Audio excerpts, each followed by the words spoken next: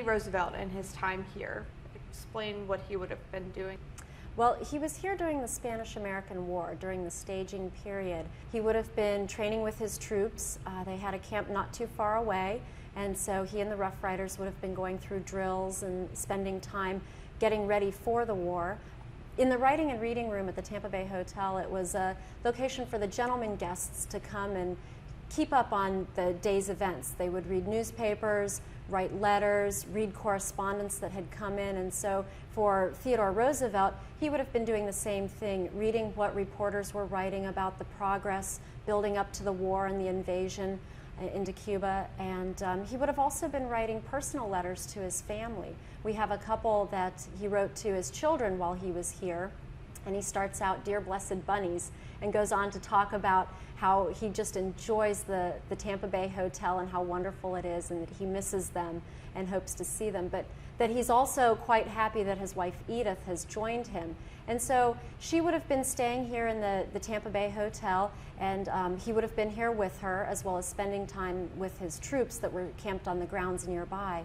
And so it would have been a time for him to talk military strategy with the other generals that were here, and they were using this as kind of a planning room for their strategies, but also a personal time for him to stay in touch with his family and enjoy that companionship with his wife. Theodore Roosevelt was quite a colorful character.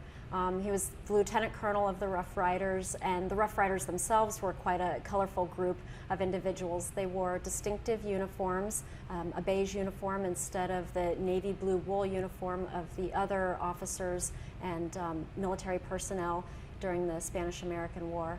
And he just had such a full character, take charge personality, and then later on he went on to be President of the United States of America. And so just the fact that he was this colorful military character who was very successful during some important military campaigns and then goes on to lead the country, it's kind of an important part of American history. The troops would have used the grounds for training, so you would have had the Rough Riders on horses going through drills on the grounds, and then also very extensive grounds on the west side of the building where they would have been drilling. There would have been tents in the distance. The train also came up to the west side of the hotel, and so you would have had troops and officers and other officials and press getting off and on the trains to go down to Port Tampa, which is just 9 miles away, to cover activities there with cargo and troops moving. They actually called it the Rocking Chair War because as they were waiting to get the word from Washington to invade, you had military officials just on the veranda sitting in their rocking chairs discussing strategy and talking about politics and waiting for the word to take action, what they had trained to do. So it was a combination between preparation but also waiting. Once the war began, the hotel was still an area of headquarters for officials and reserve troops that were preparing to go to the war.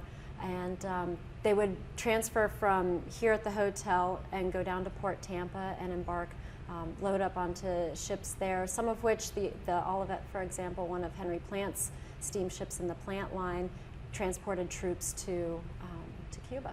For the Tampa Bay Hotel, the role that it played as being the headquarters for the U.S. campaign to help Cuba is what awarded the building the National Historic Landmark status. And so we're very fortunate that the building has that designation to help preserve it, as well as to be able to tell that part of American history. It's pretty significant in terms of what role this played in helping Cuba in their fight for independence.